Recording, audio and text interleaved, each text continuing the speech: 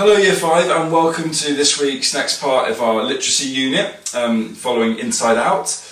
First of all, wow, we have got great actors in Year 5. We shouldn't be surprised, but the quality of the emotions, the tantrums, the tirades, the stomping around the living room were just absolutely fantastic and great for us to see.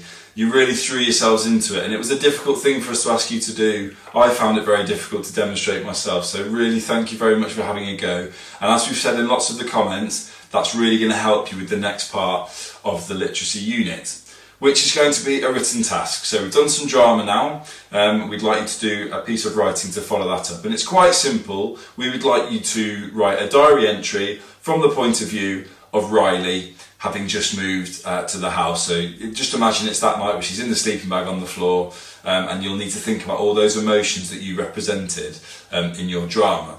And this week there's going to be a grammar focus, which will be commas, which are a massive part of Year 5. We talk about them a lot in the writing, and it's a year where we really need to try and get those accurate and sorted.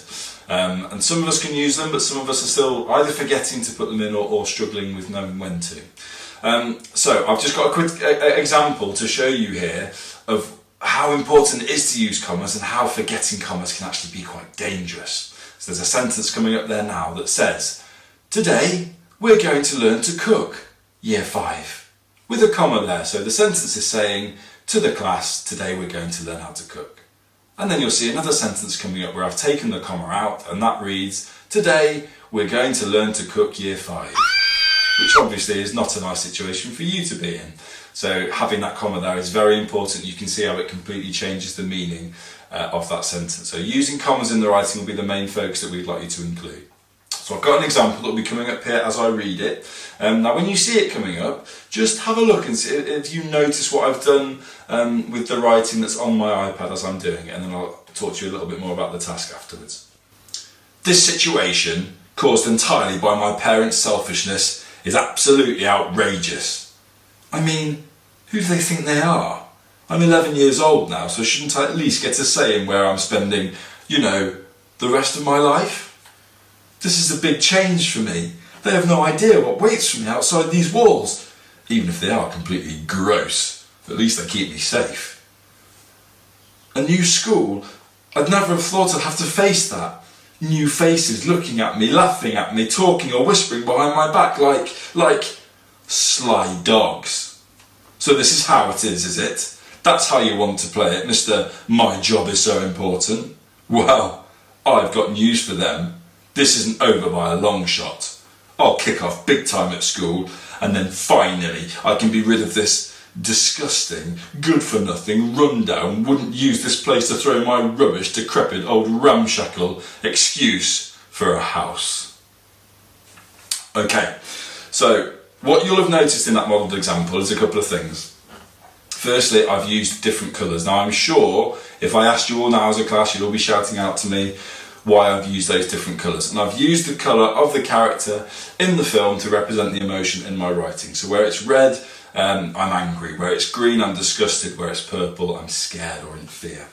So I would like you to do that with your writing. Now, that doesn't mean you have to do that on an iPad. If you want to write it by hand, I'm sure you will have access to some pencil crayons that you could underline them. If you didn't want to do that, just find a way to signify which sentence relates to which character. But I think the colours is a really good way to represent it visually. I've got lots of commas in there that you'll see. I'll put this example in to show you so you can see it and analyse what I've written to help you. There's commas all over the place. And then towards the end I've used what are called compound adjectives. So things like good for nothing. You'll have noticed I've used hyphens in between each of those to attach all those words together, and that makes one adjective. Run down is another one, and you can actually make up your own. So I've put in wouldn't use this place to throw my rubbish. That's actually one adjective that I've made out of all of those words, almost out of a sentence. That's quite good fun to do. So if you want to have a go at putting some of those in as well, that would be really good as well. And that's it. So I'll put an activity sheet in there to explain everything that we're looking for. Lots of emotion in there. And also, remember paragraphs as well, because that's something else that I've spotted that some of you are forgetting. So remember to put your paragraphs in as well. Okay, Good luck with the activity, and we look forward to seeing what you come up with.